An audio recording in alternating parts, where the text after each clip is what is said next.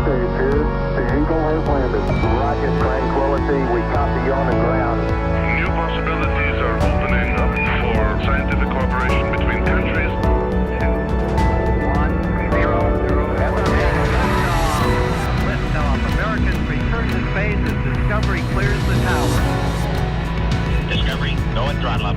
Discovery, roger. Go for deploy. And everybody in the shuttle program, the crew is go for launch. Hothead, nice to be in orbit. We have followed in their footsteps to get us where we are today.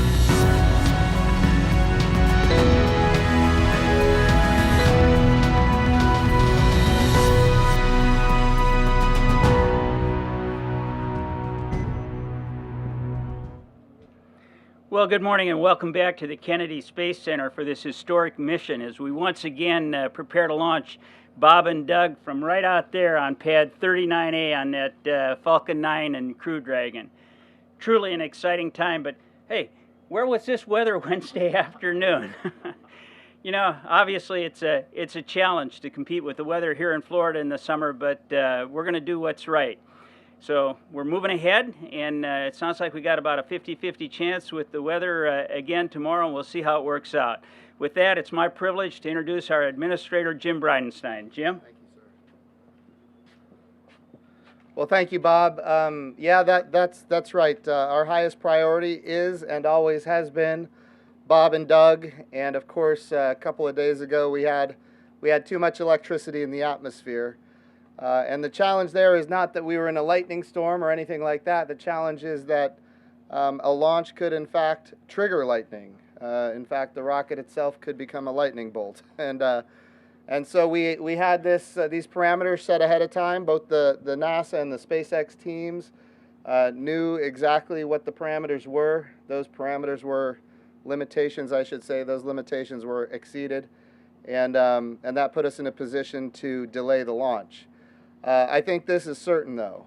We are going to launch American astronauts on American rockets from American soil, and we will do it with the absolute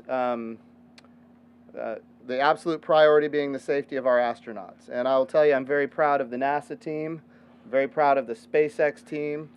You know, a lot of the comments I had in the interviews ahead of time were, are you going to feel undue pressure because of, you know, all of the attention on this, not just attention in the United States, but attention globally, all of the VIPs that were here. Are you going to feel undue pressure to launch? And, you know, we have all been in agreement that there will be no pressure. We will launch when we are ready. And I'll tell you, the President and the Vice President were proud of the NASA team and the SpaceX team for making the right call for the right reasons. And again, when we do this again Saturday, if we do it again on Sunday, we will feel no pressure. We will go when we are ready. Safety is the highest priority, and that's what we're focused on. So with that, we'll open it up to questions. Jim, did you want to have a few words here? You bet, absolutely. Jim Morhard, Deputy NASA Administrator, and I'll tell you, he's a great friend, and we are honored to have him as our deputy. Having worked many years in the Senate, he helps us a lot with the political aspects of the job that I deal with every day. So thank you, Jim. Thank you, Jim. Good morning. You know, I just really want to start by saying, you know, we're at the dawn of a new age, and we're really leading the beginning of a space revolution. And think about it, this is really something much bigger than all of us. But really, our hope and prayer for tomorrow is to inspire the next generation and to give hope for many people who need it right now, and also to unite our country and the world.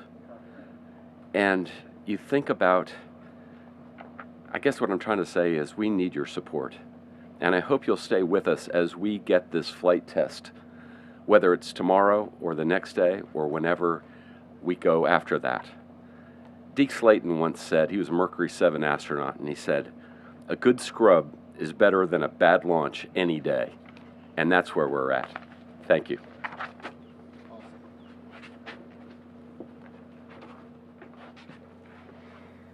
Questions? We'll just go to questions. Hi, morning, Jim. Irene Klotz. Yes, Irene. Aviation Week. For you or for Mr. Cabana, Was there anything at all out of the the countdown on, forgot what day already, Wednesday, that is being changed, tweaked, anything the teams learned that's going to be applied for this? And I have a quick question for Nicole. Of course, this isn't Boeing's day today, but there's another, we're going to do this all again in a little while. Can you just give us an update on where you are with your training for your flight? Thanks. Yeah, so certainly this was interesting. We have done a dry dress rehearsal. We have never done a wet dress rehearsal. And so getting from a position of fueling the rocket and arming the launch abort system and these kind of things that we went through, and then defueling and those. So yes, there were learning opportunities there. We're always gathering data. But I will tell you, the rocket was ready to go. The crew capsule was ready to go. All the ground systems were working according to plan. So no, I would say not a whole lot of, no big changes, but it is good for the agency to have a wet dress rehearsal behind us. So that's all very positive, and every time we do one step further, we learn things. So that's good for the agency. The second question was what? For Nicole about Starliner. Yeah. Thanks. Thank you. Yes, we are absolutely tremendously so proud of the NASA and SpaceX team. And you know what? We are calling this the beginning of flight test season. And it really is. What you're going to see is the historic launch of the NASA SpaceX Crew Dragon, hopefully tomorrow or this weekend. Following that, next year, you're going to see the launch of Boeing Starliner. And then right on the heels of that, you're going to see the launch of Orion on SLS. And so we've talked about the beginning, this first step in this roadmap of us going to the moon in the Artemis mission. There's going to be a lot of launches coming up from Florida, and there's going to be a lot of movement, and it's starting with the SpaceX launch. Morning. Eric Von Eycken, WKMG-TV, CBS Orlando. So nice to be here. Godspeed tomorrow. Thank you for taking our questions. I want to ask you about the 45th Task Force specifically. As you know, America's Best, just down the coast from us at Patrick Air Force Base, we met them, are going to rescue Bob and Doug. God forbid something goes wrong, they end up in the water somewhere. They showed us the equipment. They've been training, as you know, for years. In fact, what they told us is they really started their training after the shuttle program ended in 2011. They're so excited. They have this warehouse full of stuff, 150 men and women. And they only step in, as you know, if something goes wrong. If not, we're not going to see about them. We're not going to hear about them. They didn't say this, but I sensed a little bit of sadness that they're not going to get the glory when Bob and Doug finally do come home and we can welcome our heroes back, right? Is there any way to give them some of the glory? They know this is SpaceX's show. We understand that. Is there any way to involve them a little bit, considering what they're going to do and probably never be seen? So I'll be happy to take that. And of course, I'll tell you, Bob Cabana works with the 45th Space Wing day in and day out. They are amazing partners for NASA.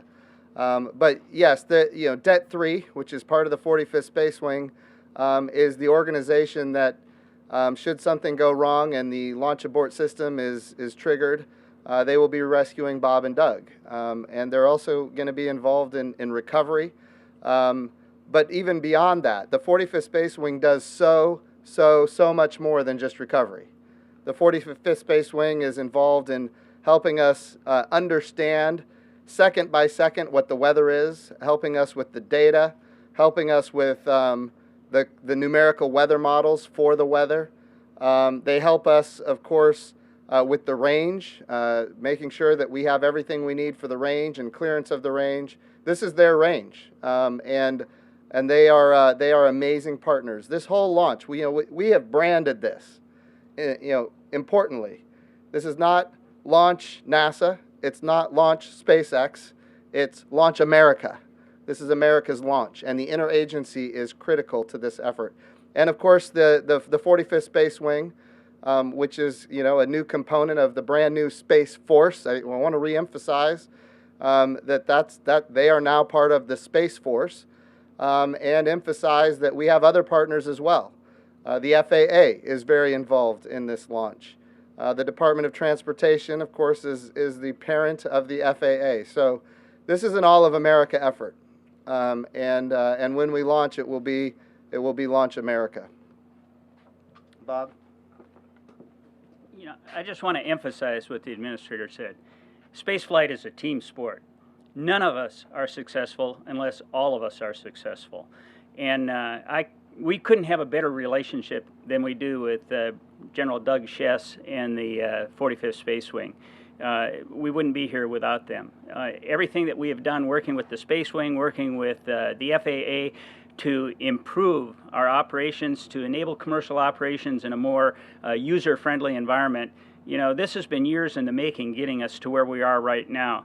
And, you know, it's not just the engineering team, it's not just NASA, it's not just the commercial crew program. I mean, this is across the board. It's all of the support organizations within NASA and the Air Force that are helping make this a successful launch. As the administrator said, this is Launch America. This isn't just launch, you know, commercial crew. So our whole nation needs to take pride in this, and everybody has had a role to play. You know, they need to own this. They are part of it. We wouldn't be here if everybody wasn't playing their role in making us successful. Administrator, great to see you again. This is Gio Benitez over at ABC News.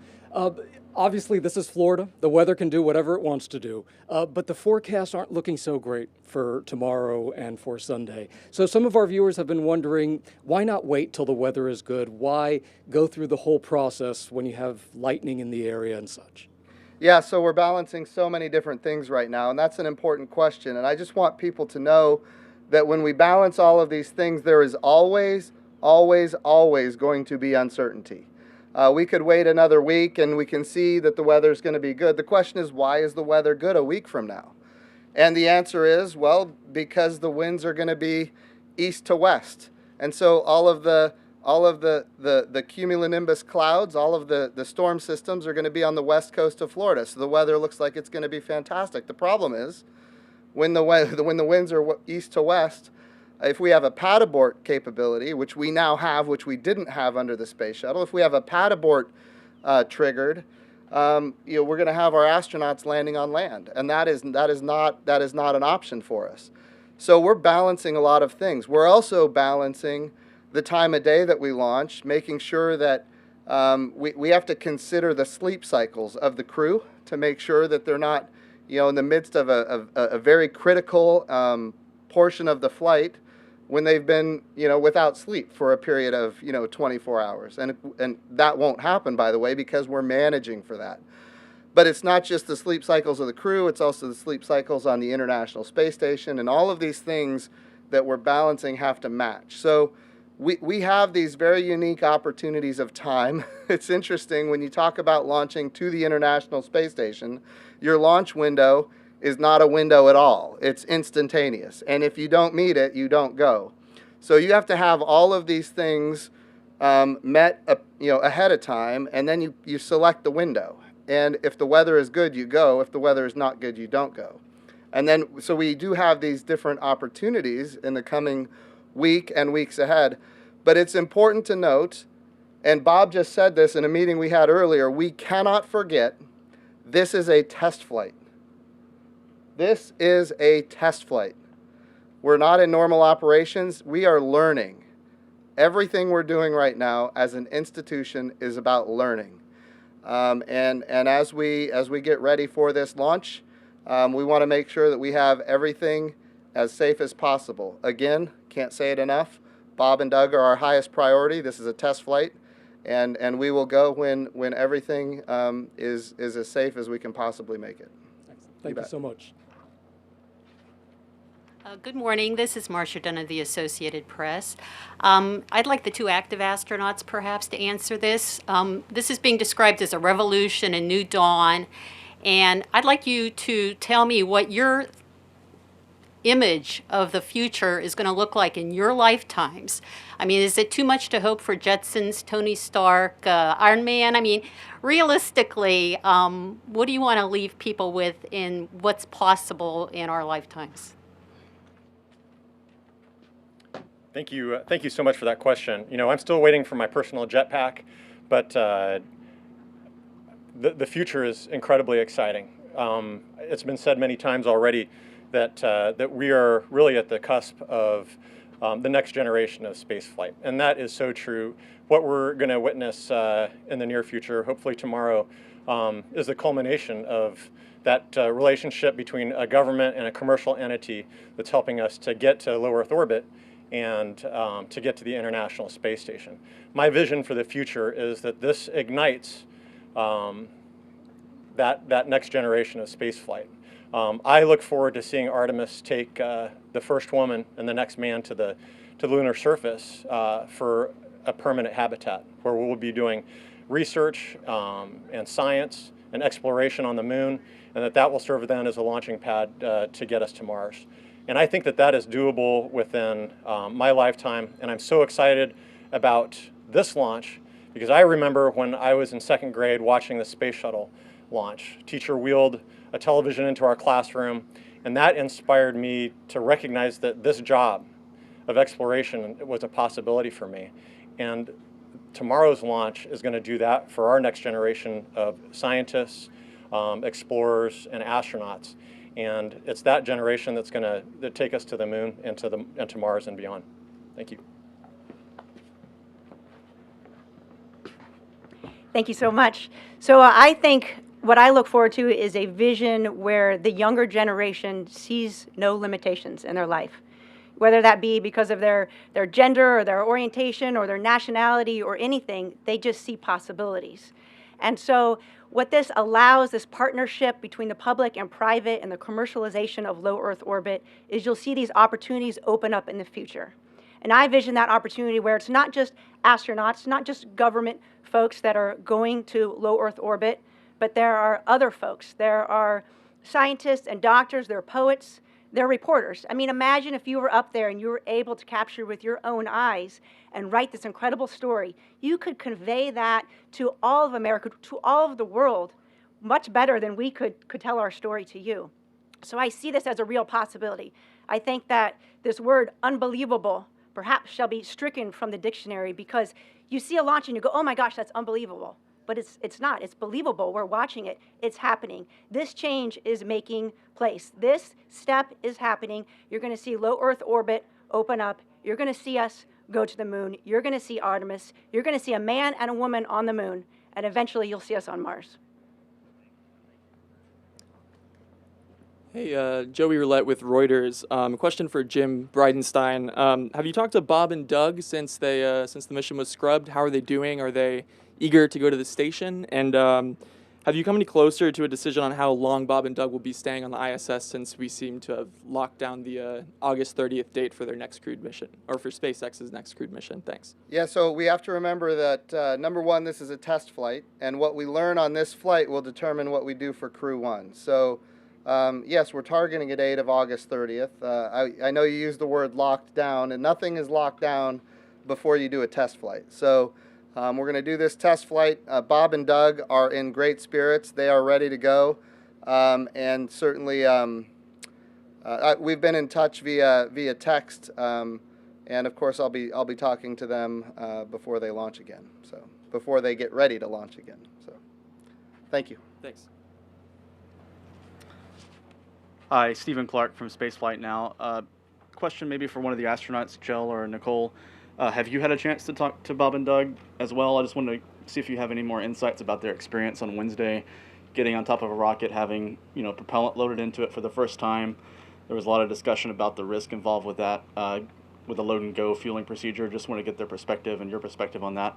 And for Administrator Bridenstine, just to update on Boeing's schedule right now, if you have an update on when their second OFT flight test will occur and when their crew flight test might occur. Thank you. So I was fortunate enough to talk to Doug Hurley the night before their first launch attempt, and I think he gave me a call because I'll be the next Marine flying, and he wanted to give me a little bit maybe of fatherhood. And so we talked about the weather, and I asked him, how does that feel? Well, how would it feel like to scrub? Do you have concerns? And he didn't. He mentioned that when the first time he flew on shuttle, he scrubbed like 5 or 6 times before they actually launched. And so he said, you just have to keep in mind that you need to remain flexible, right? And that calls are going to be made and decisions are made, and you know everybody is out there keeping you safe and making sure that we're going to have a successful mission. And so I thought that was a really good, key for really applicable to the rest of life. Like there's plenty of things in life that you can't control, weather being one of them. And you just need to remain flexible, not waste any energy on those things you can't control, and then do what you need to do, prepare, and then when it's time for the next launch opportunity, you know you're ready to go. As far as a replay of OFT1, we're targeting by the end of the year. I think that's eminently achievable. I would say for their first launch of crew, that's yet to be determined.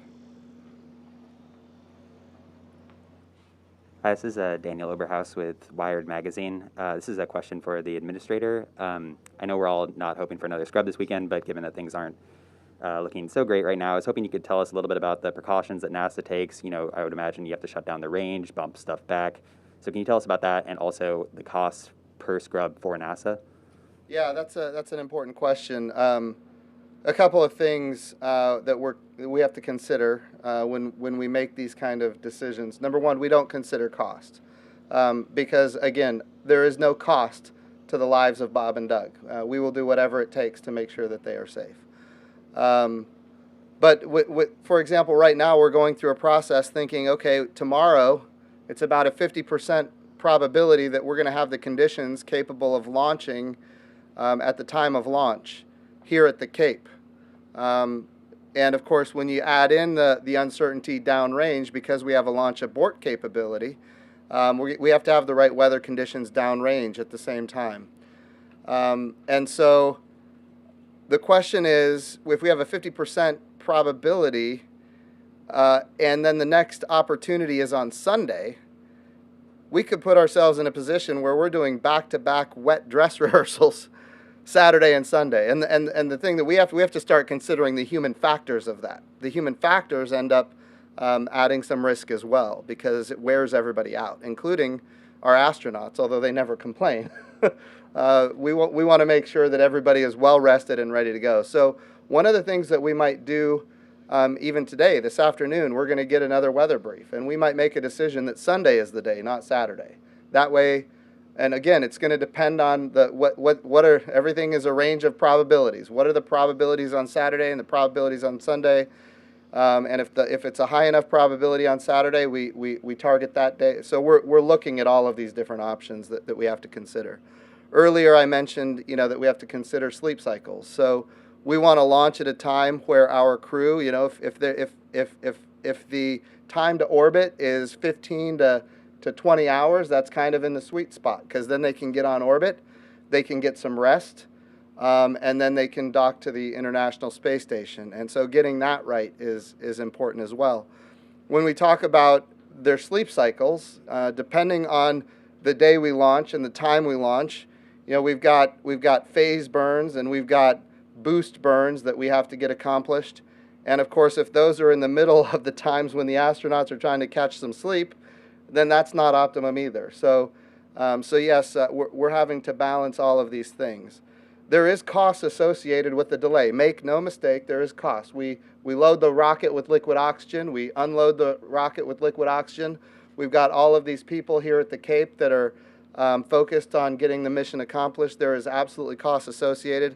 As far as like the total dollar amount, given all of the things that we do, I don't have that number just handy right now. But there is cost associated. But again, compared to the investment that took us to get to this point, those costs are really, really minimal. And compared to the lives of Bob and Doug, we are not worried about that. Remember, this is a test flight. We need to make sure that we are maximizing the opportunity for success, and that's what we're focused on. Just briefly, do you have a ballpark figures? Are we talking like hundreds of thousands, millions of dollars? We'll get you a number. Okay, thank you. Yep. Hi, this is Michael Sheets. I'm with CNBC. My question is for Jim, and Bob can probably help add a little color here. Jim, you've asked people to stay home for this mission, given we're all wearing masks, we're all social distancing here on site, but the visitor complex reopened the day after the scrub. So this launch attempt is going to see people be able to come to the visitor center. And as well as it's the weekend. People don't have to take off work if they want to come try to watch the first time we've launched Crew in almost a decade. So what kind of measures is NASA taking that's different than we saw on launch day on Wednesday? And what kind of crowds is NASA expecting in the local area and even to welcome on site? So just so you're aware, yes, I don't know what the count is, but lots and lots of people came to the Cape to watch this launch. So I'll tell you what we're considering as an agency. This is an important mission for us. We also have in July, we're launching a robot to Mars. And so we have to protect the safety and the health of the workforce here at the Kennedy Space Center. And then, of course, once Demo 2 is successful, which it will be, once Demo 2 is successful, we're going to launch Crew 1. So right here at the Kennedy Space Center, we have no shortage of opportunities in front of us, and we have to make sure that without question, we're doing everything we can to keep our people safe right here at the Kennedy Space Center, keep them healthy. Remember, if we have an outbreak, all of the contract tracing begins, and then all of these mission essential people end up getting sidelined. That is not the outcome that we're looking for. So the visitor center is open. There is no doubt times are changing and people are going to travel, and the visitor center is going to be open. What we expect is that when people come here, they follow the guidance of the governor of the state of Florida, that they follow the guidance for social distancing and personal protective equipment if you're not going to maintain that distance. And if people do that, they're going to be safe. But we will make sure that the people that are involved in these mission essential functions for this country, launching American astronauts on American rockets from American soil, launching our next rover to Mars, that these mission essential functions will not be placed in jeopardy. And I'd like to add to that. First off, the visitor center, it's a limited opening. It's not full capacity. They limited the number of people that could come on to the main complex. There are no bus tours. They're not going out to the Saturn V. So it's in keeping with what Disney has done and Universal has done at City Walk. Not even all of the venues on the main complex are going to be open. And this was planned to open. Had we launched on time, it would have been after the launch. It just turned out with the scrub that now those folks that come to the visitor center are going to be able to view it from the visitor center. But they have strict rules in place for CDC guidance. All I can say is they're doing it in the safest way possible and in keeping with Governor DeSantis's guidelines for helping to open up the state of Florida. But it is by no means a full opening of the Space Visitor Center, Kennedy Visitor Center, and it is a limited participation. Here on site, as the administrator mentioned, we're still in stage 3 for our guidelines on site for the coronavirus. We require folks to wear masks in common areas. In buildings, if they cannot be 6 feet apart, they have to wear a mask in hallways, common areas, elevators, and so on. So we are taking this seriously. We have to protect our workforce to ensure that we can complete NASA's mission essential work. Hi, Ken Chang, New York Times. I just had a question. I was wondering what Bob and Doug are doing during these 2 days of downtime that they, of course, did not want. So they will probably, I don't know, honestly. They might spend a little time at the beach house. Again, I don't know, but I would guess that's probably what they'll do. They started a new tradition of launching little rockets. I don't know if you've seen any of that, but they started a new tradition of launching rockets from the beach at the beach house before a big launch. And so I would imagine they're probably getting some downtime. They're probably thinking about what's coming, maybe some changes that they'd like to have for their next route to the rocket. Kjell and Nicole, do you guys have any insight here? So I launched on a Soyuz rocket out of Baikonur, and even with our launch, we experienced a delay. And so you certainly get excited about the launch. You're prepared. Your mindset is such that you're ready to fly. And certainly Bob and Doug were ready to do that. on Wednesday. And so the scrub, the delay, just represents an opportunity for the team to learn, and then an opportunity for them to reunite with their families. I know they're spending time with their families and enjoying this little bit of time before they get ready to fly again. I'm sure they're getting briefings from the SpaceX team, from the NASA team, on what the weather looks like, how the vehicle looks, and then getting back into the zone for whatever we decide for tomorrow or Sunday.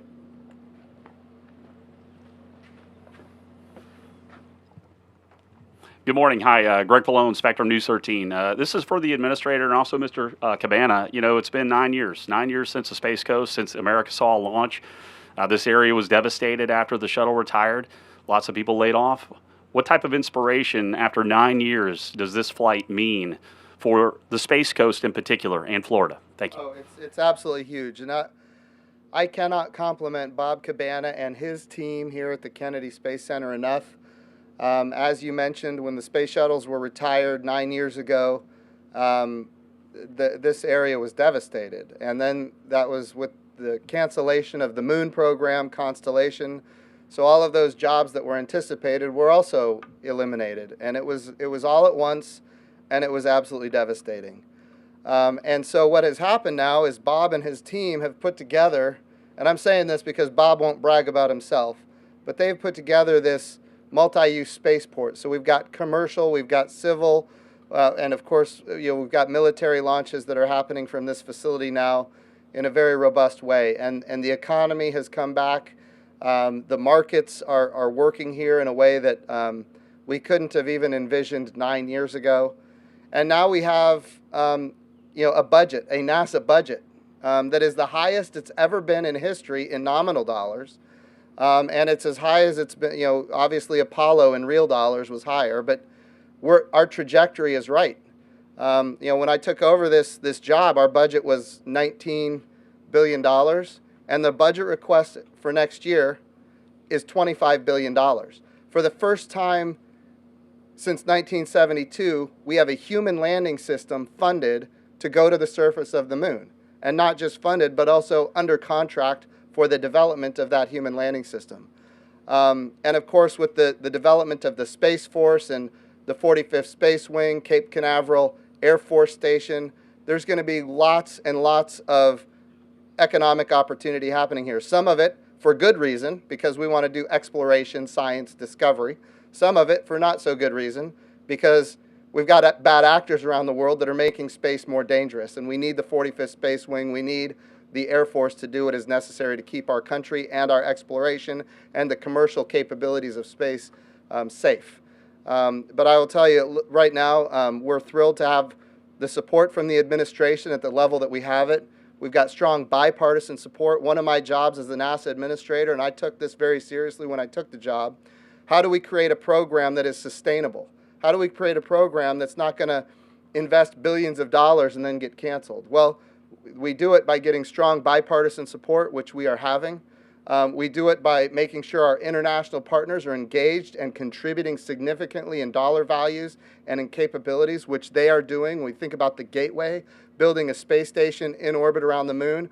Our international partners want to go to the moon with us, and we, of course, welcome that. The President's Space Policy Directive 1 said go to the moon, go sustainably, go with international partners, go with commercial partners. We now have, when we go to the moon in 2024, we're going to go with a commercial human landing system. So we're expecting our providers to go get customers that are not NASA, driving down our costs, increasing access. So we're building the markets that make it sustainable. The history of spaceflight is that the government created the demand and the government created the supply. And when you do that, you are always limited and you are subject to the whimsical budgets of politicians. And that's where we were 9 years ago. And because of the great work of Bob and his team, because of the vision to commercialize space, that's not where we are today. We need a resilient space program that includes the best that America has to offer from a government perspective, from a commercial perspective. We need to bring a coalition of nations with us, which is what the international partnerships are all about. We need bipartisan support. And more than anything, the reason I'm here we need these people that are watching on television right now to support the program, and they do. And that's why we do so much communication outreach. If we have public support, then of course we get the support of the representatives in Congress, which of course provide NASA's budgets. And they have been overwhelmingly supportive in a bipartisan way. So yes, we all remember what happened 9 years ago. We remember it. And we're doing everything in our power to make sure that that doesn't happen again. And that's my job as the NASA Administrator. Bob, I'll let you say a few words. Well, first off, thank you, Jim, for your kind words. I'm just extremely pleased to be a member of this team. It is awesome what we've accomplished. And Greg, you said we haven't seen a launch in 9 years. I'd like to say anytime a rocket ship leaves planet Earth, I don't care what's on it, it is an event and worthy of note. But you know, you talk about humans and what it means. I happened to see a picture of the Max Brewer Bridge for the last launch attempt in Titusville there. And it looked like the last flight of the space shuttle. Our nation, it means a lot to see our astronauts launching on U.S. rockets from U.S. soil. And anytime you put a human on a rocket, it's another step up. I mean, it raises the level of concern, it raises the level of importance, it raises the level of our looking into it to make sure that everything is right. And yeah, it's awesome. I can't tell you what it's going to mean to me to see a U.S. rocket launching crews again off that pad out there. That's what they were designed for. We went to the moon from that pad. I launched 3 times off that pad. You know, to see Bob and Doug launch off it and then to get Boeing launching, we are on the verge of a new era in human spaceflight. This is just the beginning. It's only going to get better. So yeah, it means a lot, and I truly am excited about it. To me, it's a culmination of a lot of hard work by this team here at the Kennedy Space Center, and I couldn't be more pleased. Thanks. I enjoy every launch too, by the way. Just, you know that. Thank you very much, guys. This will be our last question. Hi, Marcia Dunn, AP again for Mr. Bridenstine. How much credit do you put on Elon Musk personally to be where you are today? I know it's a big effort, but you know he's the linchpin in it all, and he's also a colorful, high-profile figure for lots of different reasons. How much of attention is being drawn to all this just by virtue of him as a person? You know, you're making a wonderful point. What Elon Musk has done for the American space program is he has brought vision and inspiration that we hadn't had, you know, for 10 years since the retirement of the space shuttles, 9 years, and I will tell you, he's brilliant, he's capable. He has, you know, I've been the NASA administrator now for over 2 years, and there have been times when maybe there was a little tension because of the priorities that we were focused on. But when I talk to him, when I meet with him, he gives me a commitment and he delivers on that commitment. That has happened every single time. So we're very proud of the team that he has at SpaceX. We're very proud of the partnership between NASA and SpaceX. And yes, in this particular case, we're at a point in time where we've asked him to do certain things, and he has absolutely delivered. Yeah, Jim Morhard. I'd just like to add to that. You know, I was witnessed the flight readiness review last week, and it was said, you know, we started out as a partnership, and in many respects, it's become a friendship. Now, there's still a healthy, you know, distance between a contractor and this agency, but there are a lot of relationships, and that's what makes our success. They actually embedded Bob and Doug into their manufacturing facilities so that their line workers got to know them personally. So they're personally invested in their safety. And it goes, yes, as Jim said, from Elon, but it goes down to the line worker. And I can't reiterate how much Jim has said. And, you know, it's Jim's vision, and the Vice President and the President's vision, but they're helping us execute that vision. Good, well said. That was the last question. Okay. Do you have any closing remarks? Well, this is, I want to reemphasize, this is a test flight. We learned a lot a couple of days ago, and in the days ahead, we're going to learn even more. Part of what we're learning are what we need to be safe to launch as it relates to the weather. And of course, we're looking at Saturday, we're looking at Sunday. We have some other days beyond that where we could launch. The 7th and the 8th are reserved, but we're looking at maybe the 2nd and the 3rd as well, although that's not a certainty at this point. But I just want to reemphasize that this is a test flight, that we're going to do everything we can to keep Bob and Doug 100% safe. They are ready to go. They were ready to go before. They're even more ready to go now. And this agency we call NASA is about to pull off something spectacular with our partners at SpaceX, and we're very excited about it. So thank you all for coming and covering this press conference. Thank you. That concludes the press conference. Have a great day.